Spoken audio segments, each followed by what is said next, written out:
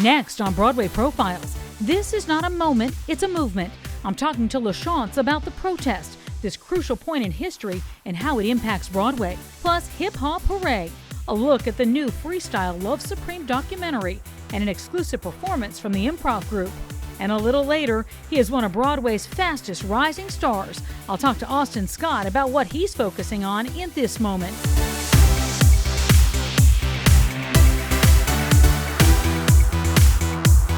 I'm Tamsen Fadal, and this is Broadway Profiles from Home, presented by Broadway.com. Welcome to Broadway Profiles. I'm your host, Tamsen Fadal. Well, the world is a completely different place than it was a few short months or even weeks ago. First the pandemic, then the protests. It has been a historic few weeks in New York City, across the country, and around the globe. We've seen people take to the streets in spite of the coronavirus, standing up to fight for equality and sparking a very real conversation about improving diversity in storytelling and in the theater. LaChanze is a Tony Award winner known for performances such as A Color Purple and the Donna Summer musical. Well, now she's part of a new coalition of performers who want to spotlight accountability, advocacy, and action. Let's talk about Black Theater United, because there have been a couple of different organizations that you are now at the forefront of. Yeah, Black Theater United, it all started 2 weeks ago, okay? After the country galvanized around this racism against and all this murders of so many Black people, we in the theater community, we started this organization. So we were just incredulous. I think I put a post out on Facebook a while ago about how our community is silent, and it was right after George Floyd's terrible murder, and I wasn't hearing anything from in terms of support from our industry. And then Audra called me and she said, let's get some of our friends together and brainstorm about what we can do.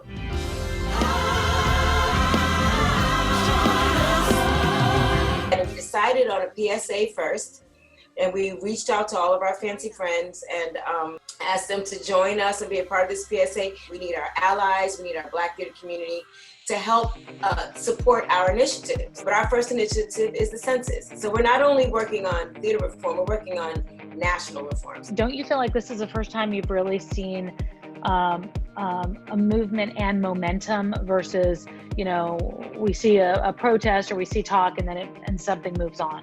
I completely agree. And I think that because we have been quarantined, because we have to sit still and focus on what's in front of us and not be so easily distracted by so many things, it allowed all of us to be in touch with our own humanity and connect on it. The fact that the world is watching, we all are now at the point where the world is supporting this, and we have to stop and change.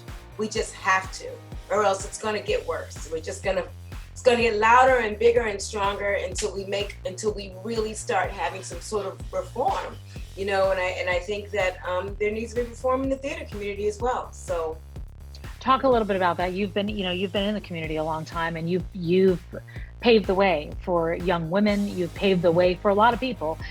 Your own daughter. Yeah. but you've been through a lot. What needs to change, because you've been through more than probably most people have? I think if for theater primarily, sure. I think what we need more in theater is diversity and inclusion.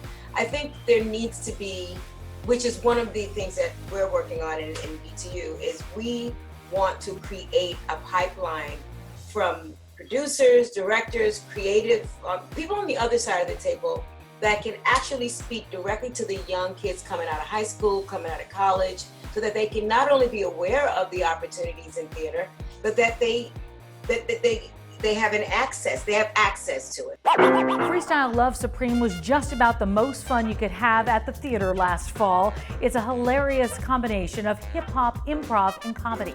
Check this out. It's a group of friends saying, I can't wait to hear what you're gonna say next. We had no idea what we were getting into. It was like such a disaster in the early days. We were having tennis balls thrown at us. You just keep rapping and you throw the tennis ball back. And soon you'll be able to see a documentary about Freestyle Love Supreme on Hulu, a 15-year retrospective of the group's beginnings and its journey to Broadway.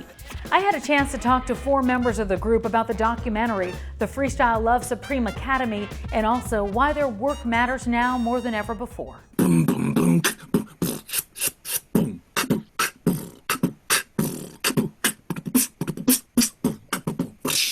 Let's get started by talking about just where this all began. I would like to say, well, wait for the documentary as a teaser, because it gives you a little bit of that idea. But Anthony, Tommy, Lynn, Bill all went to Wesleyan University, and so did Andrew, but all at different kind of times, and some of them knew each other, some of them didn't. They came together after college, doing workshops in the basement of the Drama Bookshop. Through that, the love of improv and the love of freestyle rap, it started to gain a little bit more momentum. That's right around the time when I joined, and Tommy Kail really helped put a structure to it, and we've been doing the same type of structure ever since the beginning, in a way, from the basement to the Broadway. But then even prior to Broadway, we decided that we need to help share more of this love with the rest of the world. And so some of us came together and formed the Academy to be able to give more formal lessons and to help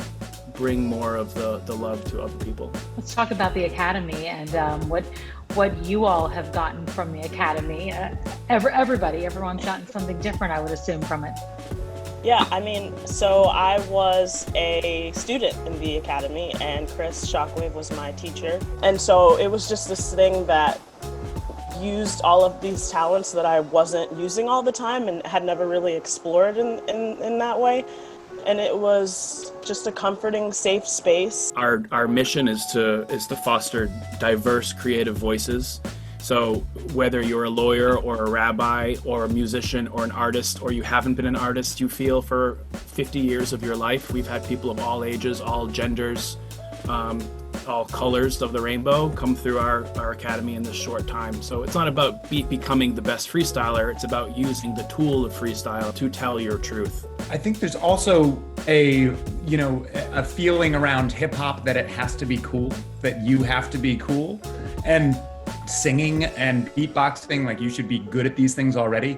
Nobody's good at these things already. One of the most important things for us is to build an environment where people feel that they can share their truth and look silly or be vulnerable in doing it, and just know that people are going to be listening with, we sometimes say, with open eyes, open ears, and open hearts. There's a lot of fun in failure. That's like, we in the structure of the class is such that, like, no one really ever falls. Everyone's there to catch you. But that experience of falling and being like, oh, I didn't rhyme that couplet. And like, yeah, you didn't. And you go into the next one. And then, like, that elation after knowing you didn't rhyme that last one, but you rhymed the next one.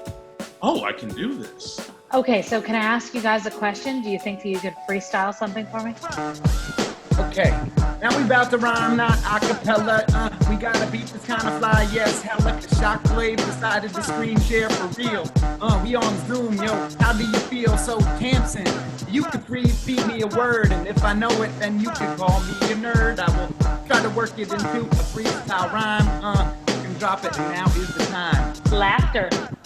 Oh yes, laughter. Seriously, that is the exact thing that we're after, especially in this new incredible chapter. Laughter is the best medicine, that's why my head is in your face. That's why I'm looking at you weird. Yeah, I hope my screen history is cleared. Why did I even bring that up? Laughter is something that I have to pass to my man just below me, at least in my screen sharing. Yes, he better be preparing. His name is Derek and I love him dearly. Let's feed him a word because he's so near to me. I love you too, Kelly. I'm laughing hard, yo. I'm laughing from belly. Let me get the word. I'm gonna say something absurd. And here we go. I'm flying like a bird. What you got? Love. Love. Oh, from above. From a din. I'm feeling it. Feeling like, yo, we gonna win. I know the times are hard, but this is what we gotta do. This is how we start. Together, all of us come with a heart. About to do this. Coming through this. We the phones on the bruises. Everybody, yo, we can do this. and I'm throwing the mic. I'm feeling right, going to my knees. All right. What's the next word, Tamsen? Broadway profile. Yeah. What's going on? Yeah, I gotta get the nail file, make myself look good on this Broadway profile. What's going on? Yeah, I got the Zoom. Chillin' in gallery view, and you know, with my friends, and the beat just stopped. What's the hunch? Yeah, we're chillin' and we looking like the Brady Bunch. It's 1, 2, 3, 4, and 5. With Tamsen, yeah, she's the next guy. Maybe she will get on the beat a little bit, give us some words, and maybe she can play a bit. And we got Jelly, yeah, he's making all the waves. So happy to be here with all my friends today. The $10 founding father without a father got a lot farther by working a lot harder, by being a lot smarter, by being a self-starter. If you couldn't score tickets to Hamilton before the pandemic, you can now watch it at home. Disney Plus is now streaming the Pulitzer Prize-winning musical. That's more than a full year before the film featuring the original cast was supposed to be released in movie theaters. Hamilton was nominated for 16 Tony Awards in 2016, winning 11, including Best Musical. As you've seen, all of our interviews this episode are recorded on Zoom. That, of course, is because of the pandemic. All Broadway theaters remain shuttered until further notice. Right now, all shows have been canceled until Labor Day, but they're expected to be closed even longer than that. New York City is currently in phase 2 of the reopening process. There are 4 phases, and theaters and entertainment venues won't be permitted to open their doors until phase 4. Up next, they're the first couple of Broadway. Andy Karl and Orfeh tell me how they're living life during the New York City shutdown. I'm Tamsen Fadal, and this is Broadway Profiles. This may not be the moment to tell you face to face, but I could wait forever for the perfect time or place. We all lead such elaborate lives. We don't know whose words are true. Strangers and lovers, husbands and wives. Andy Karl and Orfeh are Broadway's favorite real-life couple. They met on Broadway and have appeared in 3 different productions together. The last time I hung out with them was last spring when they were both starring in Pretty Woman the Musical. We took a walk in Bryant Park, but oh, how times have changed. How has it been being so close? But you guys have always been really close. Do you just feel like you're good with it and you give each other the space, but this is, a different kind of space? There is a lot. Honestly, I promise you, there are days where Andy's in his office. It's 8:30 in the morning, and he'll wander out at 10 at night. You know what I mean? So the autonomy is there. For a New York apartment, there's enough space. Never as much as you'd like, obviously. But we have a very healthy respect for our private time. You know what I'm saying? So no one's running around going, "Why aren't you talking to me?" I'm an only child. I am very good occupying myself. We work together, we live together. Yep. That's just part of our. That's just the dynamic routine. of our So our it's, relationship. for us, that we've already known how to handle that space. We know how not to get sick of each other. Yeah.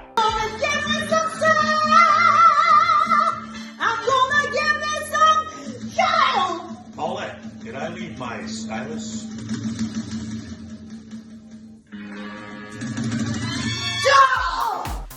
I know that everyone's stir crazy right now, and especially as it gets nicer out. But you guys have really done a remarkable job of, keeping people smiling. I follow you on social media, and it's not easy. What has that been like for you, though, to hear back from the people that you're entertaining? It's really interesting because I think whatever is happening right now is sort of bringing out it's going to bring out whatever you are to the utmost. And we are creative at our soul. So I've been doing a lot of writing, and I've been making videos for friends. We're also a lot of people are contacting us that are fans. So it's sort of like we got nothing else to do, so we're gonna be creative. All right, so what do you ask to perform? Because I see you guys performing stuff together, so how do you decide what you're gonna do? It's whatever Andy can play on the guitar. Yeah. Can I hear, can you play the guitar now? Oh, yeah? A little bit. 5, 6, 7. Black dress, white dress, Seattle night dress. Trust me, you're gonna have some fun. Red shoes, blue shoes, if you make the right moves, you wanna see where your buttons undone. So take what you can, honey, 'cause there ain't nothing you won't do. Come on, I'm waiting for you. Rodale Drive, baby. Rodale Drive, baby. Rodale Drive. Rodale Drive, yeah. Up next, I'll talk to one of Broadway's fastest rising stars, Austin Scott, about the changing face of Broadway. I'm Tamsen Fadal, and this is Broadway Profiles.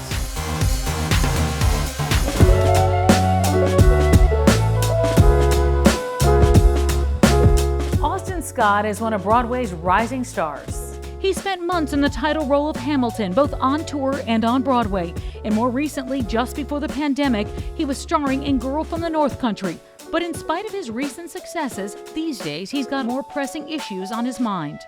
When I watched the George Floyd video and just like watched, Derek Chauvin just like staring at him as he begged for breath and called for his mama, and just like he just looked at him, and all the officers did, something in me just, I think, broke open. I think there's also just like frustration and like a little bit of resentment sometimes of just like, we've been yelling and screaming for so long, and we were ignored for so long. And so it's just like, we're tired, and we're tired. And at the same time, we see this window of opportunity where, we have attention, the nation's attention and the theater community's attention, and we can actually call to light things that haven't, we haven't felt the power or the safety to talk about in the past. Can you talk a little bit about the changes that you'd like to see first in the area of career with regard to Black artists and diversity? And, and listen, I've heard a lot of talk about diversity,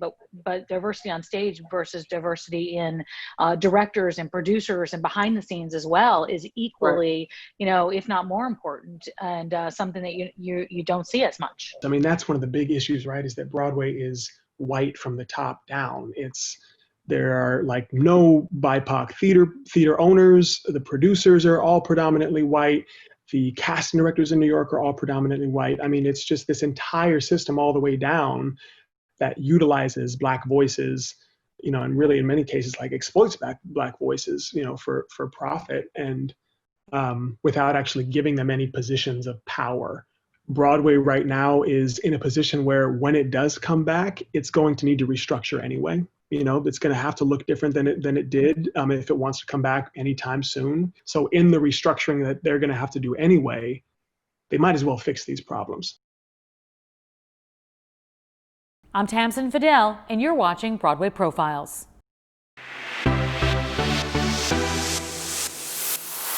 Welcome back to Broadway Profiles. I'm Broadway.com editor-in-chief Paul Wontorek.